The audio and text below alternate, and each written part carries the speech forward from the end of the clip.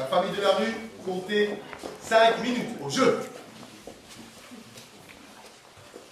Dans cette famille-là, il y a le petit-fils et le grand-père.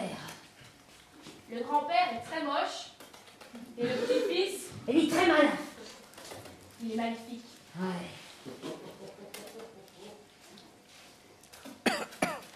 Et tous les jours, dans cette famille-là, ils visitent les égouts dans lesquels ils vivent, sous la rue. Ils les connaissent par cœur, les moindres recoins, les moindres taches. Le grand-père, à l'époque, avait même dessiné un plan. Et le petit-fils commence à savoir nager dans toutes les eaux des égouts. C'est un champion olympique. De la natation ratée. C'est une natation spéciale que seuls les rats pratiquent.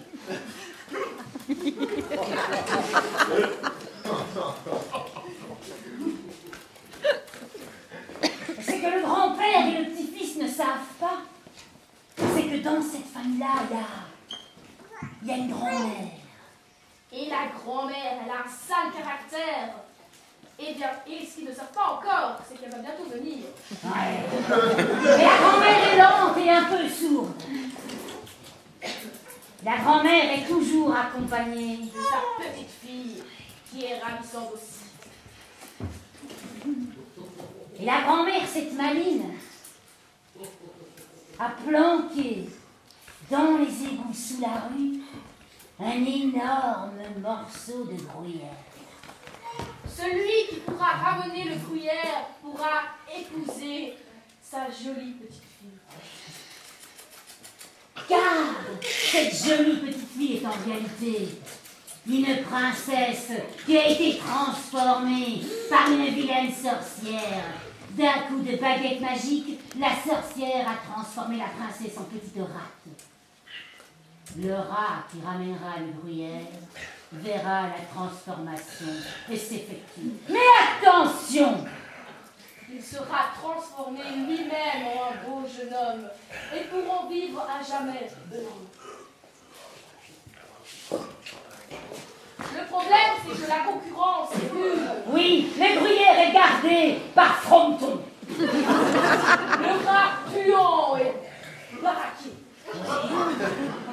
Mais la grand-mère, qui est maligne, connaît un passage secret pour mener sa petite fille jusqu'au fromage. Où se trouve le donjon de la rate. De la rate éclatée.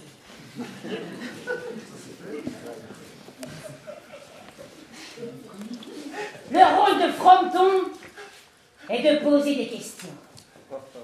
Si le rat répond juste, il peut passer la première épreuve.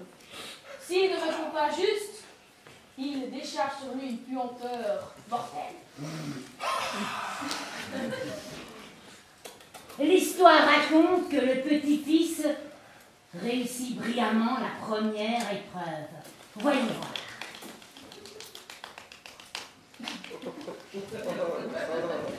C'est un dialogue intense qui s'engage entre Fronton et le petit-fils.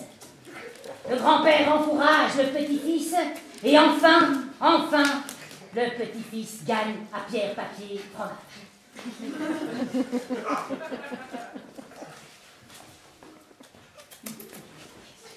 Fronton est à jamais déshonoré et amputé.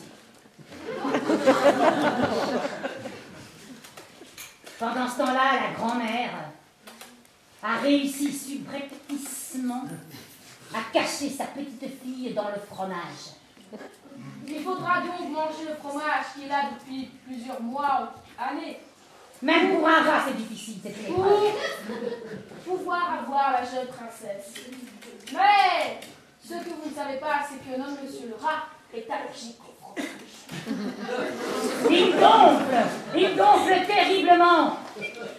À peine a-t-il mangé un petit morceau que des bras lui poussent de partout. Une seconde tête apparaît. Une troisième jaillit. Mon Dieu, quelle horreur. Ces trois têtes peuvent alors manger le fromage plus rapidement. Et ainsi délivrer la princesse. Le problème, la princesse délivrée, c'est qu'il y a plusieurs rats alors qui se disputent pour la princesse. Et pendant ce temps, le grand-père et la grand-mère cogitent des plans machiavéliques.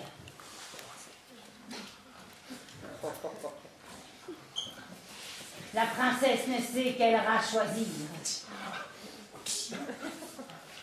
Et finalement, le grand-père et la grand-mère décident à deux de terminer le fromage. La grand-mère se marie avec le petit-fils.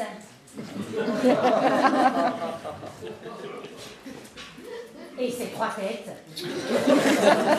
Et le grand-père emmène sa petite-fille en voyage. De noces.